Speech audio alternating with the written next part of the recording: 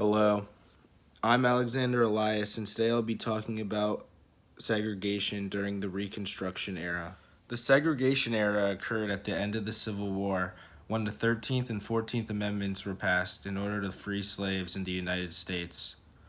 Although the slaves were freed in the United States, many of them did not have the same rights that many white Americans had at the end of the Civil War. Throughout American history, African Americans were treated unfairly. From slavery to segregation, the African American has always been treated as separate in the United States. Even after the Civil War, Reconstruction was very complex and gradual for the African American.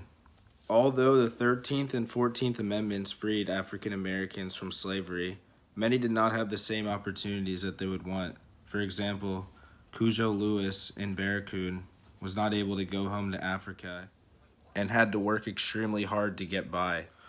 Cujo Lewis created African Town in order to have a safe haven for other African Americans who had to go through slavery.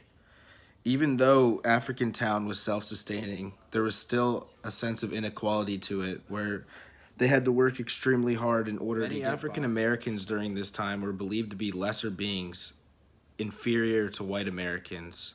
Even Abraham Lincoln, who is considered the black man's best friend, was believed to be racist.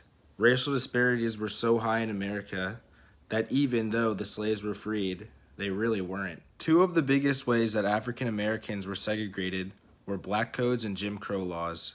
Here's a YouTube clip in order to show what the black codes are. Laws designed to regulate the lives of blacks, in particular to control their movements throughout the South and to force them back onto the plantations as farm laborers working for the white landlords.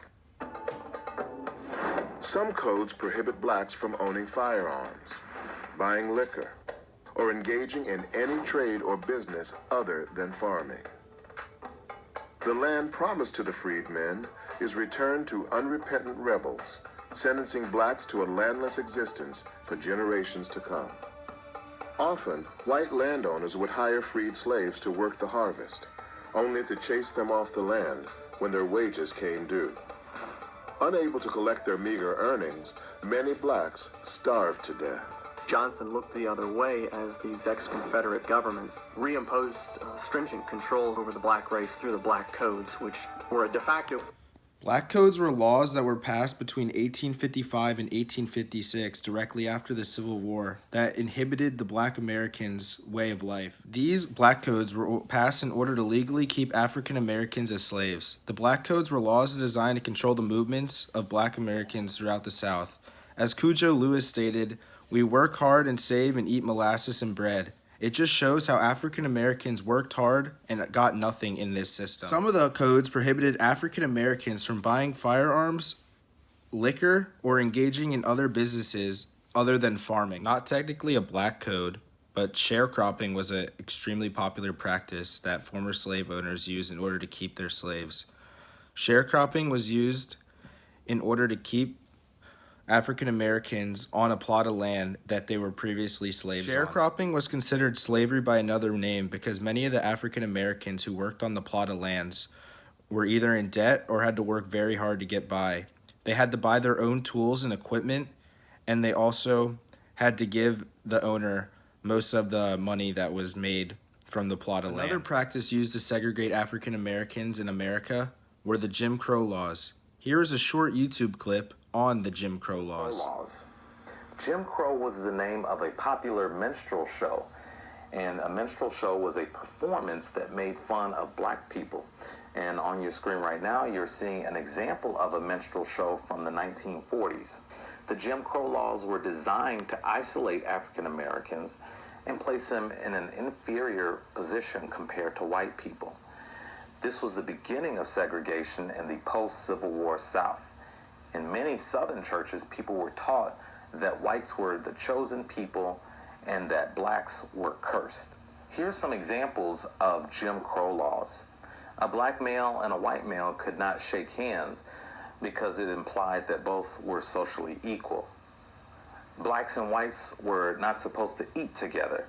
Now, if they did eat together, whites were to be served first and some sort of partition was to be placed between them. And under no circumstances. Jim Crow laws were formed in the 1890s when many white Americans feared they would lose their jobs to black Americans. Also, many newspaper articles would read with fake headlines about black crimes that didn't exist in order to put fear into the white American. Due to this, the Jim Crow laws were passed in order to separate white and black Americans. The Jim Crow laws separated black and white lives in every aspect. They were not allowed to eat together, they were not allowed to live in the same neighborhood, and they were also not allowed to go to the same schools. In many cases, the white schools were way nicer than the black schools, but still, they were considered separate but equal. But was it really equal? It took until the 1960s when Dr. Martin Luther King came around for the Jim Crow laws to finally be taken out of place. Finally, black and white Americans were equal. But are they really considered equal? Although segregation and the Jim Crow's laws do not exist in America today, many African Americans in today's America still feel unsafe due to persistent racism. In conclusion, segregation does not exist in America today, but racism still does.